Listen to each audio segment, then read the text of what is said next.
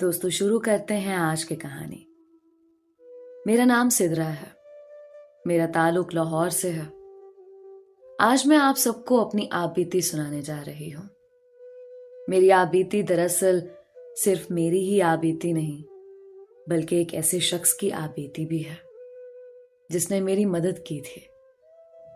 मैं उस शख्स का पूरा नाम भी नहीं जानती, बस ये जानती हूँ कि वो सऊदी अरब मक्का मुकरमा में रहते हैं और उनके नाम के आगे भट्टी लगता है। इससे ज्यादा मैं उनके बारे में कुछ नहीं जानती। आज मैं जो कुछ भी हूं उसमें भट्टी साहब का बहुत बड़ा किरदार है। मैं उनके नाम के साथ अगर साहब लिख रही हूं तो ये उन जैसे बेलौस इंसान के एहतराम में लिख रही हूं। आज से 7 साल कबल मेरे वालिद साहब का इंतकाल हुआ था और मैं अपनी 2 छोटी बहनों और वालिदा के साथ एक छोटे से घर में तन्हा हो गई थी। हमारे घर में वाहिद कमाने वाले मेरे वालिद साहब ही थे, इसलिए उनकी मौत के बाद हमें खासी मुश्किलात का सामना करना पड़ रहा था। मेरी तालीम भी वाजबी सी थी, इसलिए मैं कोई जॉब भी नहीं कर सकती थी। फिर भी मैंने एक ब्यूटी पार्लर में मुलाजमत इख्तियार कर ली। तनख्वाह सिर्फ 15,000 थी। अगरचे ये तनख्वाह बहुत थोड़ी थी, ताहम घर की दाल रोटी पूरी करने में कुछ हिस्सा तो डाल रही थी। मगर मैं बहुत अच्छी तरह जानती थी कि इस तरह ज्यादा देर तक घर नहीं चल पाएगा और घर में फाकों की नौबत आ जाएगी। हमारे एक हमसाए थे जिनको लोग अंसारी साहब कहते थे। वो कभी कभी हमारी मदद कर दिया करते थे, मगर वो खुद मुतवस्सित तबके से ताल्लुक रखते थे, इसलिए हमारी मदद ज्यादा नहीं कर सकते थे। कुछ अरसा गुजरा था कि ब्यूटी पार्लर की मालिकन ने पार्लर बंद कर दिया और यूं मेरी ये छोटी सी महाना आमदन भी बंद हो गई, जिसके बाद मेरे और मेरे घर वालों की मुश्किलात में मजीद इजाफा हो गया।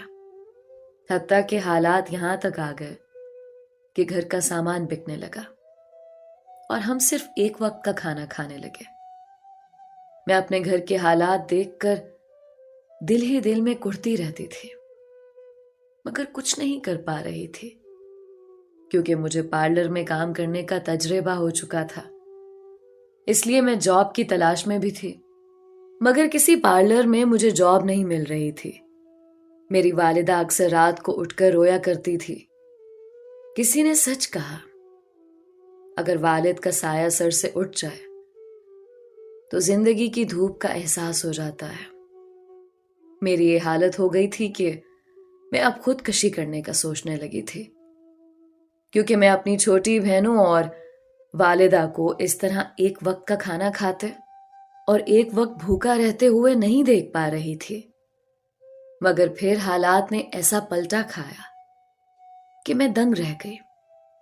यही वो वक्त था जब मेरी भट्टी साहब से मुलाकात हुई। एक दिन हमारे यहां हमारे हमसाए अंसारी साहब तशरीफ लाए। उनके साथ एक नौजवान भी था। उन्होंने अपना पूरा नाम तो नहीं बताया, लेकिन अंसारी साहब उन्हें भट्टी साहब कहकर मुखातिब कर रहे थे।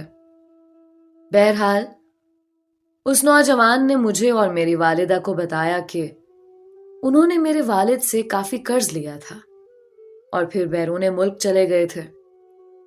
अब वो वापस आए हैं तो उन्हें हमारे वालिद की वफात के बारे में इल्म हुआ है। उन्हें बहुत अफसोस हुआ, क्योंकि अब उन्हें कर्जा देने वाला दुनिया में नहीं रहा, इसलिए वो उनकी औलाद को कर्ज वापस करेंगे। उस नौजवान की बात सुनकर हम हैरान रह गए। हमारे मरहूम वालिद ने हमें कभी नहीं बताया था कि उन्होंने किसी को कर्जा दिया है।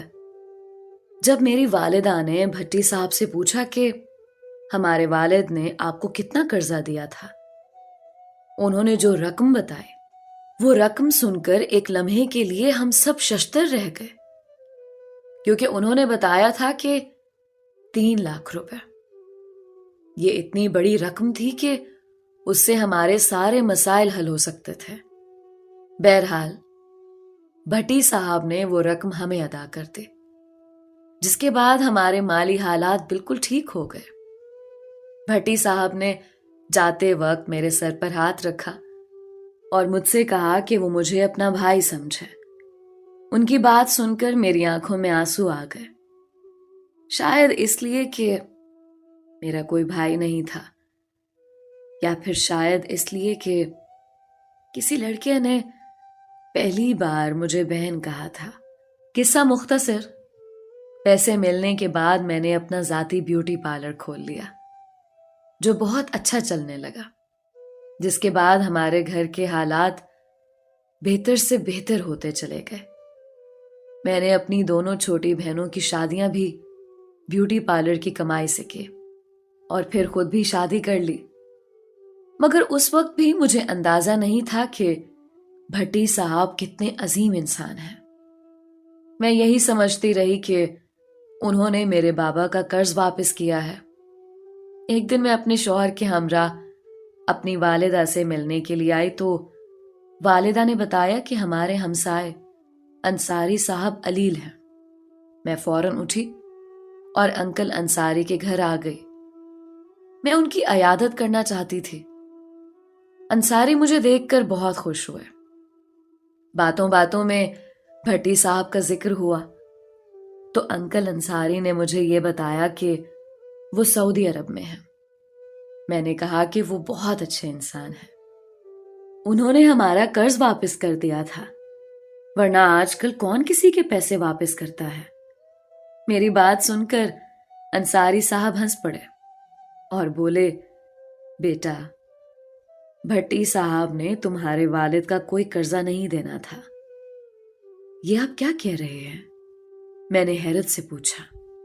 ہاں بیٹا، انصاری صاحب نے جواب دیا، دراصل بھٹی میرے جاننے والا لڑکا تھا۔ جب وہ کالج جاتا تھا تو وہ میری دکان سے کتابیں لیتا تھا، میری اسے گفتگو ہو جاتی تھی، تب سے میری دوستی تھی۔ وہ سعودی عرب چلا گیا تھا، اب بھٹی صاحب واپس آیا تھا۔ وہ اکثر لوگوں کی مدد کرتا رہتا ہے۔ وہ کہتا ہے کہ میں اپنی تنخواہ کا آدھا حصہ ضرورت مندوں میں تقسیم کر دیتا ہوں۔ وہ اس شہر میں ہمارے بالکل قریب رہتا ہے۔ میں نے آپ کے والد کا بتایا تو اسے بہت دکھ ہوا اور پوچھنا شروع کر دیا کہ اب کیسے گزر بسر کر رہے ہیں۔ میں نے اسے تمہارے حالات کے بارے میں بتایا تو اس نے تمہاری مدد کا فیصلہ کیا، مگر وہ تمہاری مدد ایسے طریقے سے کرنا چاہتا تھا کہ تمہاری عزت نفس مجروح نہ ہو۔ اس لیے وہ میرے ساتھ آیا اور تمہیں یہ کہا کہ اس نے تمہارے والد کا قرضہ واپس کرنا ہے، حالانکہ وہ تو تمہارے والد کو جانتا بھی نہیں۔ اس نے 3 لاکھ روپے تمہیں اللہ کی راہ میں دیے تھے۔ اب میں بیمار ہوں، نہ جانے کب فرشتہ اجل آ جائے، اس لیے سوچا کہ تمہیں حقیقت بتا دوں، مگر کیونکہ بھٹی صاحب نے اپنا نام بتانے سے منع کیا تھا، اس لیے میں تمہیں اس کا نام نہیں بتاؤں گا۔ اس نے میری بھی کئی بار مالی مدد کی ہے۔ انصاری انکل کی بات سن کر میری آنکھوں میں آنسو آ گئے۔ میں حیران رہ گئی، دنیا میں ایسے لوگ بھی ہوتے ہیں جو دوسرے کی مدد کرتے ہیں اور اس طرح کرتے ہیں کہ جیسے دوسرے ہی ان پر احسان کر رہے ہوں۔